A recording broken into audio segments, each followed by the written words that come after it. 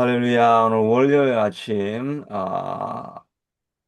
본문 말씀은 창세기 15장에 있는 말씀입니다.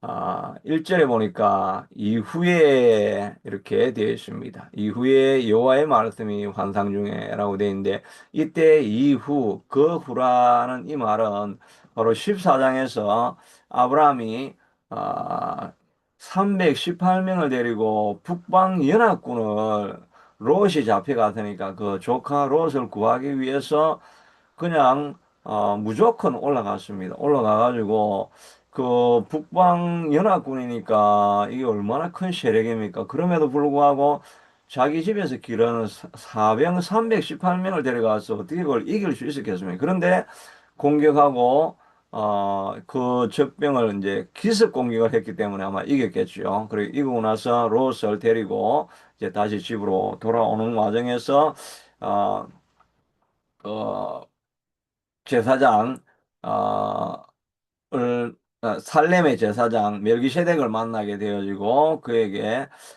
축복을 받고 11조를 드리고 하는 그런 과정이 이렇게 나와 있습니다. 그러니까 그 이후에 이 말입니다. 적을 이기고 난 이후에 여호와의 환상 중에 아브라함에게 이 말이 시르되 아브라함아 두려워하지 말라라고 이렇게 합니다. 근데 아브라함이 왜 두려워했을까?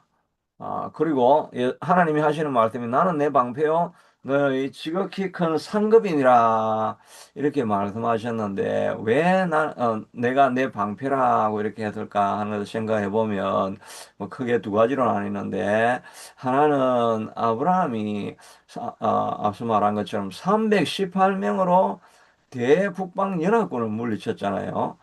그 사람들이 그냥 처음에는 기습을 당하니까 깜짝 놀라가지고 그냥 도망을 갔는데, 가만히 생각해 보니까 이 300명도 안 되는 사람인데 자기가 피했다고 생각하면 얘들이 북방연합군이 화가 나면은 다시 내려와서 공격하면 뭐 사병 318명으로 어떻게 그 대군을 막아내겠습니까? 그러니까 이 두려움이 갑자기 확 찾아온 겁니다. 이들이 공격하면 어떻게 하나? 이렇게 하니까 하나님께서 걱정하지 마라. 내가 너의 방패가 아니냐라고 이렇게 말씀하시는 그 내용이라고 할 수가 있겠죠.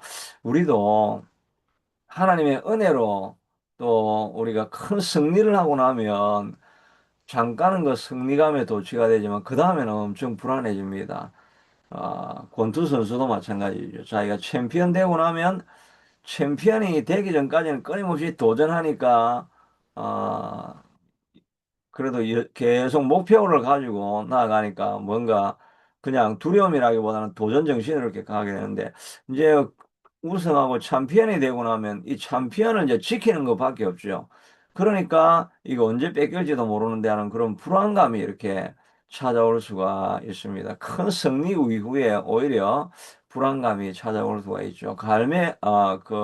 엘리야도 갈멜산에서 정말 그때 얼마나 긴장이 됐겠습니까? 850명의 이 바알과 아세라 선지자들은 나와서 있고, 또 자기는 혼자서 기도해서 불이 떨어지라고 했는데, 이제 불이 떨어질지 안 떨어질지도 잘 모르고 하니까 그 간절한 심령을 가지고 하나님 앞에 부르짖는 그런 일을 한 거잖아요. 그렇게 했는데 진짜로 실제로 불이 떨어지고 나니까 모든 것이 이루어졌다고 하니까, 그런데 이제 이세벨이 다시 공격을 하니까 그냥 마음이 확 무너져가지고 깊은 그 우울증에 빠져가지고 로뎀 나무 아래에 떨어지는 거죠. 그러니까 승리했을 때 오히려 마음에 두려움, 불안감 이런 것이 찾아올 수가 있습니다. 이 불안감을 이길 수 있는 방법은 뭐겠습니까? 그것은 하나님이 하셨다는 것을 인정하고 일상으로 돌아가는 것입니다. 뭐 앞으로 미래의 도전이 어떻게 될 건지, 어떤 상황이 일어날 건지 뭐 이런 걸 두려워하는 것보다 그냥 일상에 돌아가 가지고 하던 일을 그냥 계속 하는 것입니다. 우리 같으면 이렇게 아침마다 이제 우리도 창립 기념 예배를 드렸으니까 좀 쉬고 뭐 이러다 보면 이제 디프레스가 찾아오는 거죠. 그래도 매일매일 일상으로 하던 일로 다시 돌아와서 하던 일을 계속 하면 됩니다. 그래서 우리가 어, 어려움들을 또 그런 불안감들을 극복하고 이겨나갈 수 있는 일상으로 돌아오는 것입니다. 그리고 하나님의 은혜를 기억하고 이 모든 것을 하신 일은 하나님께서 하신 것입니다 하는 것을 우리가 마음 깊이 이제 고백을 하는 거예요. 하나님께서 하셨으니까 나머지도 하나님께서 책임지실 거야 하는 이런 생각을 가지고 나아가는 것이 필요하겠지요. 그리고 또 나는 너의 지극히 큰 상급이니라고 이렇게 말씀하시잖아요. 이 여러분들이 본문을 자세히 읽어보다 보면 그냥 당연한 것 같은데 생각해 보면 왜 갑자기 하나님이 내가 너의 큰 상급이라 갑자기 나타나셔가지고 하나님이 내가 너의 상급이라 이렇게 말씀을 하십니다. 그렇게 하시는 이유는 이 아브라함이 이때 이 고백을 한 때가 이제 85세경입니다.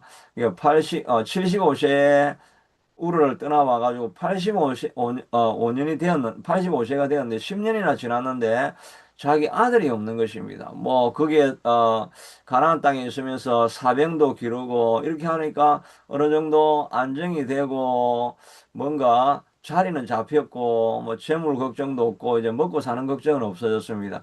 그런데 생각을 해보니까 자기 아들이 없으니까 자기 친척이라도 있으면 뭐 그 아들이 없어도 친척하고 이렇게 같이 우러 땅에 있었으면 그런 그룹을 이룰 수가 있는데 여기는 와가지고 자기 죽고 나면 뭐 사례하고 자기하고 둘이 남아 있는데 죽고 나면 밑에 자손도 없고 이러면은 그 마음에 공허함 이런 게 있는 자식이 없으니까 마음에 공허함이 있는 거죠. 그래서 하나님이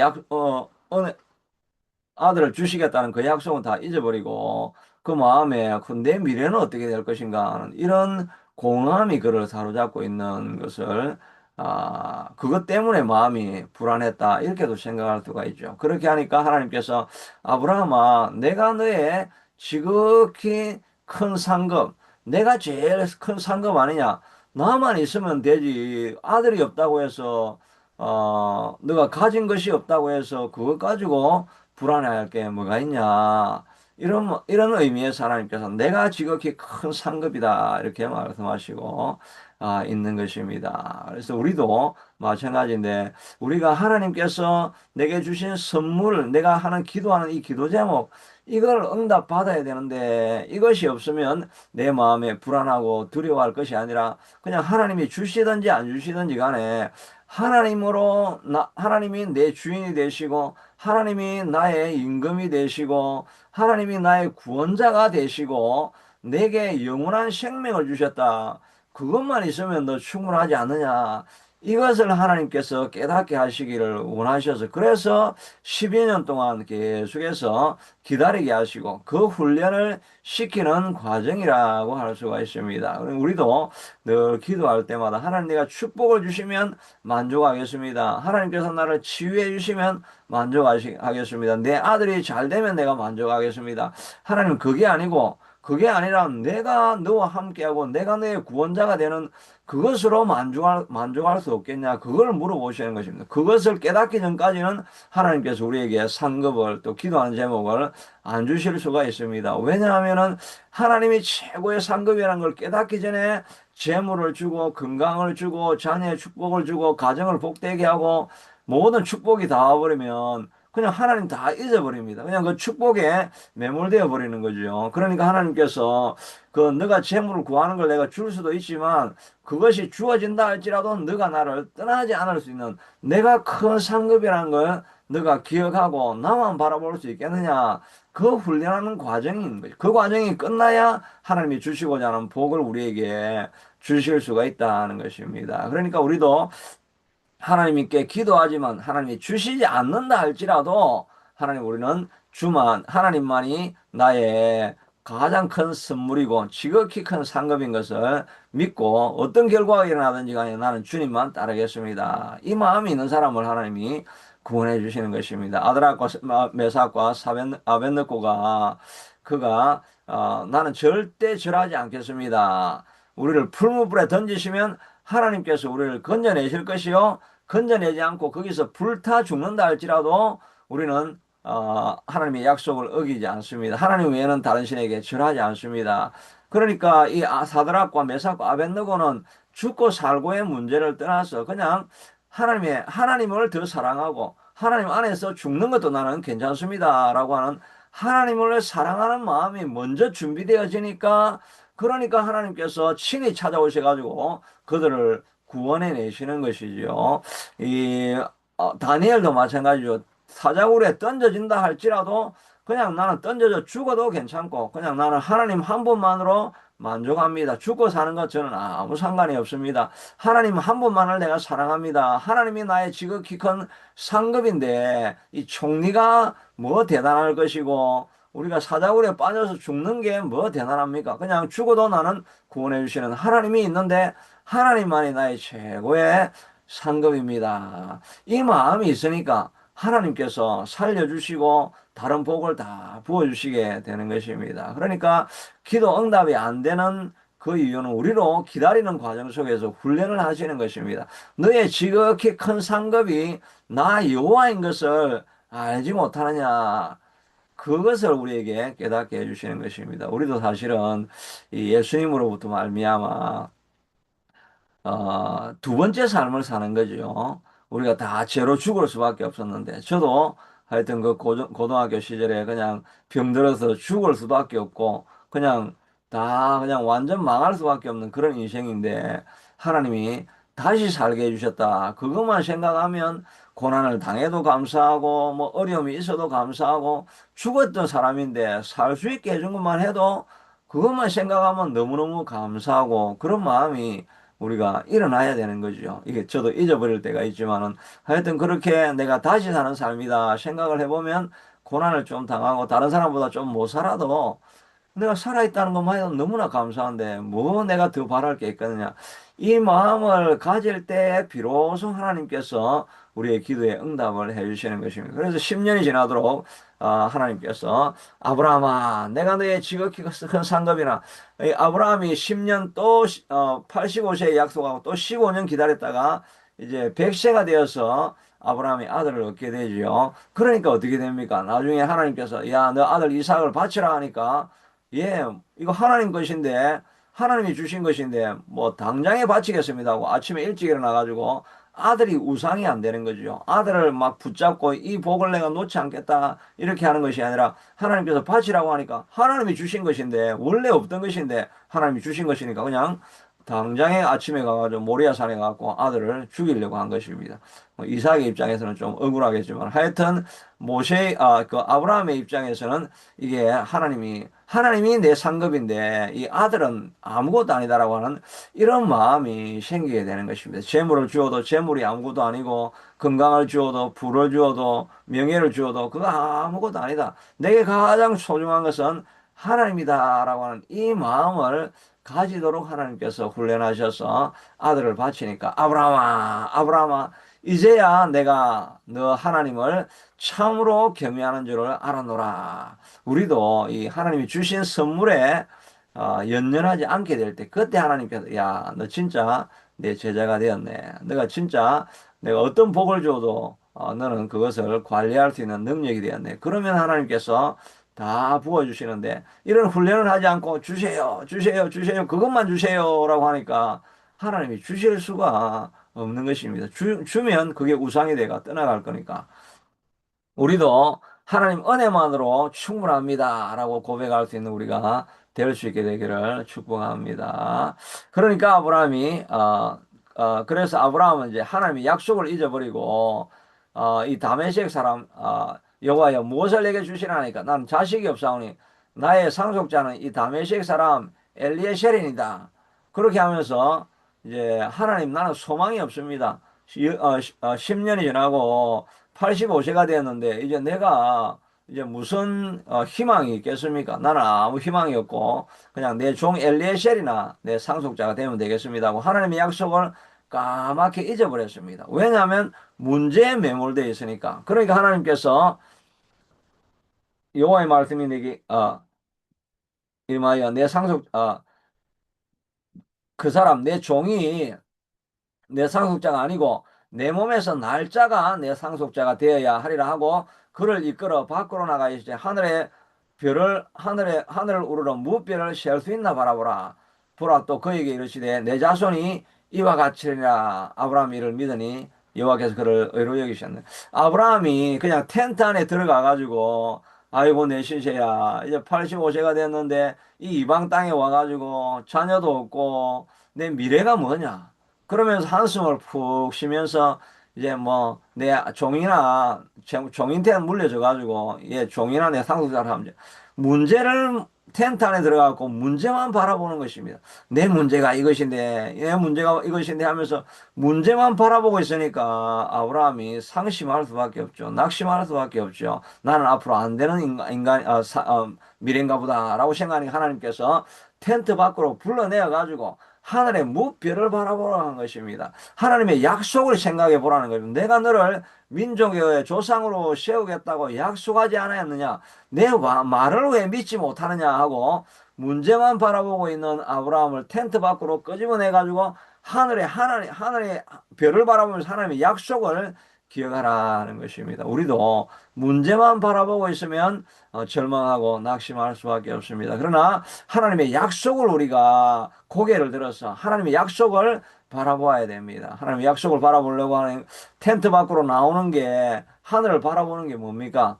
이 아침 기도에 나와가지고 하나님의 약속을 다시 생각하는 것입니다. 집에 앉아서 곰곰이 내 인생을 돌아보고 그냥 내 인생에 내 문제만 바라보고 있는 그 사람이 나갈 수 있는 길은 예배하는 자리로 나와서 하나님의 말씀을 보고 하나님의 약속을 다시 생각을 하는 것입니다. 하나님의 약속은 무엇입니까? 하나님을 사랑하는 자, 그 뜻대로 부르심을 입은 자들에게는 모든 것이 합력하여 선을 이루느니라. 내게 능력 주시는 자 안에서 내가 모든 것을 할 수 있느니라. 큰 산아 내가 무엇이냐? 내가 스룹바벨 앞에서 평지가 될 것이니라. 하나님 안에서 불가능한 일이 없을 것이고 할 수 있거든요. 무슨 말이냐? 믿는 자에게 능치 못함이 없느니라. 이 약속의 말씀을 바라보는 것입니다. 내 안에 이렇게 많은 문제가 있지만 그러나 주님과 함께하면 우리가 넘어가지 못할 산이 없습니다. 라고 하는 이 약속을 우리가 다시 한번 보는 것입니다. 그것이 하나님께서 텐트 안에 있는 우리를 불러내어 가지고 하늘의 무별을 바라보라고 하는 것입니다. 하나님께서 예배하다가 내 마음속에 두시는 하나님의 말씀이 있죠. 그 말씀을 다시 한번 붙들고 다시 한번 일어설 때 우리가 승리하는 삶을 살아가게 되는 것입니다. 하나님께서 내가 진짜로 말하는데 너가 내가 반드시 너를 하늘의 무별보다 더 많은 그런 자손을 너에게 주겠다라고 하는데 아브라함이 믿기가 힘들잖아요. 어떻게 내가 85세에 애를 낳겠고 또 사례가 이제 이제 경수가 끊어지고 이랬는데 뭐 이렇게 85세가 아들 낳는 게 물리적으로 불가능하지 않습니까? 그런데도 하나님이 하시겠다는 그러면 내가 주겠다라고 하니까 어, 주 여호와께서 내가 이 땅을 소유로 받을 것을 하나님께서 약속하신 하늘에 내 자손이 되겠다라고 말씀하시고 이 땅을 주어 소유로 삼게 하려고 너를 갈대아인으로 이끌어낸 여호와니라. 하나님께서 이 땅도 다 주시겠다 하십니다. 그러니까 이 어, 아브라함이 이 땅을 소유로 받을 것을 무엇으로 알리까라고 하나님 앞에 다시 물어봅니다. 이거는 모세도 그렇게 했죠. 모세도 내가 너와 함께 가나안 땅으로 너를 다 데려가. 처음에는 나 안 간다고 하다가 데려가겠다라고 하니까 하나님께서 모세가 기도할 때 하나님 진짜 그렇게 하실 건지 내가 어떻게 압니까? 이게 우리가 확신을 받을 때까지 계속해서 기도해야 됩니다. 그냥 기도하다가 감동이 오면 아마 응답이 됐는가 그게 아니라 하나님이 확신을 주실 때까지 그러니까 아브라함도 진짜 이 땅을 주시는지 어떻게 압니까? 그러니까 약속을 보여주십시오라고 하니까 이 뒤에 나오는 게 이제 이 재물을 가져오라고 하고 재물을 쪼개어 가지고 염소를 가지고 소를 가지고 소를 반쪽으로 딱 쪼개가지고 소 한쪽은 왼쪽은 이렇게 놨고 소 오른쪽은 한쪽은 이쪽에 놨고 그리고 그 중간을 이렇게 이 계약 당사자가 지나가게 됩니다. 그러니까 그 의미하는 바가 뭐겠어요? 이 약속을 안 지키면 우리는 이 소가 반쪽으로 나는 것처럼 우리도 다 죽게 된다. 그래 이 약속을 꼭 지키자. 지금은 약속을 안 지키면 어떻게 됩니까? 그 사기가 되지요. 돈을 빌려가고 갚아주겠다는데 안 갚으면 사기가 되면 어떻게 하면 우리는 법원에 가가지고 법안에서 해결이 안 되면 이 사람을 감옥에 넣어버리든지 이렇게 해서 법적으로 해결을 하죠. 옛날에는 뭐 판사가 있고 재판관이 있고 이런 게 없으니까 그냥 계약할 때 그 문화 속에서는 소를 잡아가지고 딱 찢어내고 약속 안 지키고 너 돈 빌려주는데 돈 안 갚으면 이 소처럼 너 갈라져가지고 내가 너 죽일 거다. 이렇게 하면 그 약속이 성립이 되는 것입니다. 하나님도 내가 이 땅을 주겠다라고 했는데 어떻게 주겠습니까? 확신하니까 소를 딱 쪼개가지고 우리가 같이 지나가자. 지나가고 만약에 내가 이 약속을 안 지키면 내가 죽겠다. 이런 의미로 이렇게 그 제사를 지내는 것이 되겠죠. 그렇게 하니까 이런 모습 그 언약식을 하게 되는 거죠. 결국은 그리고 아브라함하고 하나님하고 같이 지나가야 되는데 아브라함은 자기 만들고 하나님만 지나가게 되는 이 약속을 안 지키면 내가 죽겠다는 것입니다. 근데 실제로 하나님께서 우리를 구원하시기 위해서 십자가에 내려오서 예수님이 직접 돌아가심으로 말미암아 그 약속을 지키는 그런 언약 구원적 사적인 그런 의미가 있는 이런 약속을 지키게 언약식을 하게 되는 것입니다. 하나님 그 말씀은 무엇입니까? 하나님께서 한번 하시겠다 하시면 내 생명을 걸고 내가 그 일을 반드시 너에게 이루어주고 말 것이다 라고 약속을 하시고 있는 것입니다. 너희가 내 안에 있고 내가 내 안에 있으면 무엇이든지 원하는 대로 구하라 그래야면 주시리라. 원하는 대로 구하라고 하셨으니까 구하면 주시는데 만약에 하나님이 구했는데도 안 준다. 이러면 언약 시간에 내가 죽겠다라고 말씀하시는 이런 하나님의 결단이 서 있는 것입니다. 그러니까 우리는 믿고 하나님 앞에 구하면 되는 것입니다. 누구든지 지혜가 부족하거든 후히 주시고 구했지 않으면 하나님께 구하라. 그래야면 주시리라. 오직 믿음으로 구하고 조금 더 의심하지 말라고 하십니다. 우리의 질병의 문제도 마찬가지 아닙니까? 내가 채찍에 맞음으로 너희가 나음을 입었느니라 하나님이 약속하여 주셨으니까 그 약속을 믿고 하나님 내 질병은 치유되어졌습니다. 하나님이 약속하신 대로 하나님이 이 약속을 안 지키시고 하나님이 거짓말 하셨으면 하나님이 이 쪼개진 고기가 짐승이 죽는 것처럼 하나님이 죽으신다고 하는 약속을 하셨지 않았습니까? 그러면 하나님께서 하신 치유의 약속은 반드시 이루어질 것입니다. 우리로 형통하게 하시고 복을 주시겠다고 하는 약속이 이루어지지 않으면 하나님께서 죽으시겠다고 하는 결단을 하지 않았습니까? 하나님은 반드시 약속하신 것을 이루어 주시는 분이 아니십니까? 이 약속을 붙들고 우리가 기도해야 됩니다. 기도하는데 금방 들려지지 않아도 하나님께서 시간은 걸리겠지만은 하나님 앞에 우리가 믿음으로 나아가면 그 약속을 하나님께서 반드시 이루어 주실 것이라는 약속을 신뢰하는 마음으로 나아가고 오늘 하루도 우리 앞에 두려운 문제가 많고 어려운 문제가 많고 힘든 문제가 많지만 주님과 함께하면 우리가 오늘도 다 이기게 될 것이라 하는 것을 선포하며 달려나가서 승리한 하루 될 수 있게 되기를 축복합니다. 고마우신 하나님 감사합니다. 하나님께서 약속하여 주셨습니다. 하나님께서 말씀하신 약속은 반드시는 무엇이든 너가 내 안에 가고 내가 너희 안에 거하면 원하는 대로 구하라 그래야면 주시리라고 약속하여 주셨사오니 하나님 구할 때 치유를 주시고 하나님 형통을 우리에게 허락해 주시고 하나님 이 주시는 모든 복을 하나님께서 더하여 주시고 협력하여 모든 것이 선을 이루는 역사를 이루어 주시옵기를 원합니다. 그러나 우리는 하나님께서 혹시 그 주신 재물을 주시지 아니하신다 할지라도 우리 하나님만이 큰 내 상급이고 구원 얻고 중생 얻어서 다시 거듭난 삶을 살아가고 있다는 이것만으로도 감사하며 나아가는 우리가 될 수 있게 하도록 주님 축복하여 주시옵소서. 예수님 이름으로 기도드리옵나이다.